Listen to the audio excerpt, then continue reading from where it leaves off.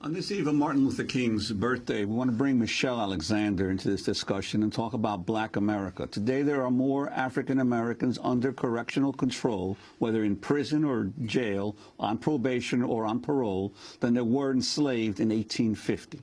And more African American men are disenfranchised now because of felon disenfranchisement laws than in 1870. A legal scholar and civil rights advocate, Michelle Alexander, has argued in her recent book that although Jim Crow laws have been eliminated, the racial caste system it set up remains intact. It's simply been redesigned, and now racial control functions through the criminal justice system. Michelle Alexander is the author of The New Jim Crow, Mass Incarceration in the Age of Colorblindness, former director of the Racial Justice Project at the ACLU of Northern California, now holds a joint appointment at the Kirwan Institute for the Study of Race and Ethnicity and the Moritz College of Law at Ohio State University. Welcome to Democracy Now!, Michelle Alexander, as you join with Randall Robinson in this discussion. It's also the 100th anniversary of the ANC in South Africa, and you have talked about how there are more African Americans percentage-wise imprisoned in the United States, more Black people, than were at the height of apartheid South Africa. Yes, yes. You know, I think we've become blind in this country to the ways in which we've managed to reinvent a caste-like system here in the United States, one that functions in a manner that is as oppressive in many respects as the one that existed in South Africa under apartheid and that existed under Jim Crow here in the United States. Although our rules and laws are now officially colorblind, they operate to discriminate in a grossly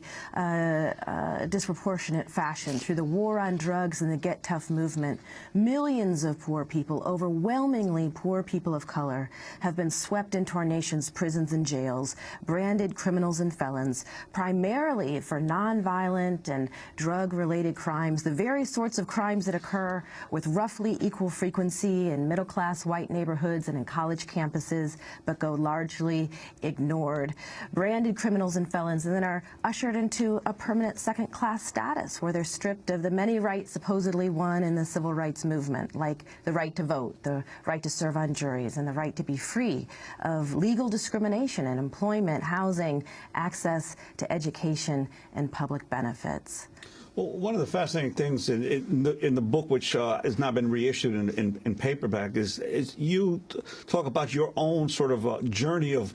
realizing this, that even as an activist, civil rights, legal activist, that you were not clearly aware of the depth and the extensiveness of this mass incarceration. Yeah, I admit in the introduction to the book that I was blind for a long time, even as a civil rights lawyer, someone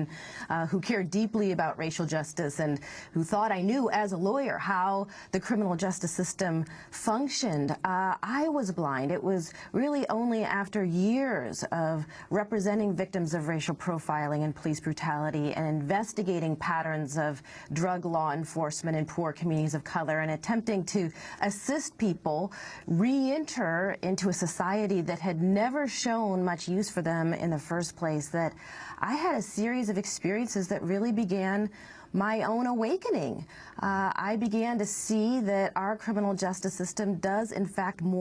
operate more like a caste system than a system of crime prevention or control, and that so many of the myths